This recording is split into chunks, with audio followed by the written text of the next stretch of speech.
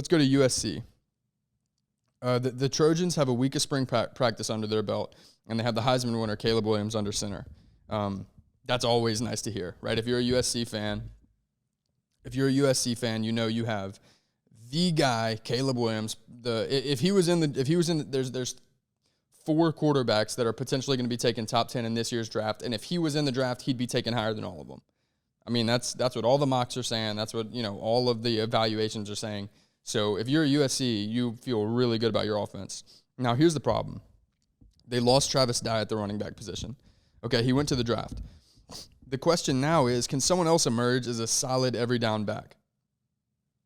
The short answer is yes. Austin Jones can be that guy. He saw reps kind of in the middle of the season last year and then took over late whenever Travis Dye got hurt. He was everything they needed him to be. He racked up over 700 yards on 135 carries. Look, that's averaging about 5.5 yards a carry. That's nothing short of solid.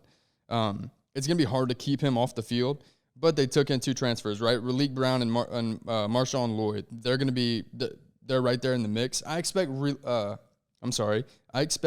Brown. He's probably going to be more of a slot receiver. I expect him to catch balls out of the backfield and kind of be that guy that can squeak out and run those short to mid-range routes. So those, I like their quarterback. I like their running back situation. At tight end, they're very questionable still.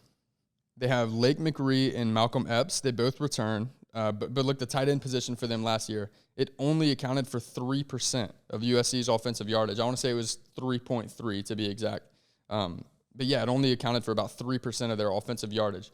Whenever Lincoln Riley came in, the thought was that there was going to be like a tight end renaissance there. They were going to start using the tight end more. They were going to start recruiting tight ends and really work that into the offense in the Pac-12. That didn't happen last year. I think a lot of fans are expecting that leap to be made this year. And being that Lake McRee he got the most targets of all the tight ends last year, I think he's probably the guy. But judging by the way that shook out last year, I don't know if we're gonna see that step up this year. Maybe we will, but I don't see anything really changing. If nothing else, they just lost a third tight end. So I'm interested to see how that shakes out. Defensively, they left a lot to be desired, but they acquired 2 4-star transfers at both the defensive line and linebacker positions. That'll offer some much-needed production and depth to those units. USC's offense shouldn't see much of a drop-off, if any, in my opinion, but the defense absolutely has to improve because there may not be a more scrutinized coach in college football than Alex Grinch. Okay, that is a really, really interesting scenario over there. He kind of underperformed in his years at Oklahoma. A lot of people didn't expect Lincoln Riley to bring Alex Grinch with him to USC, and then he did. And they had one of the worst years. I think they had a bottom 5, and I know there's only 10 teams in the Pac-12 right now, but they had a bottom 5 defense in the Pac-12, bottom quarter defense in the entire country.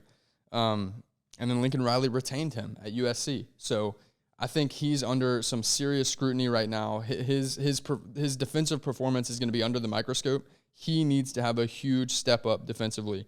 And they did go get the transfers for it, so, we'll see. But he has to have a step up. Thanks for watching that clip. You can check out another in the top left-hand corner or the bottom right-hand corner. You can always subscribe as well to this channel or to Cards and Culture. That's linked as well. That's going to be our long-form content. Yeah, make sure to check out the Discord in the description. Like, comment, subscribe, and we can keep this thing free forever.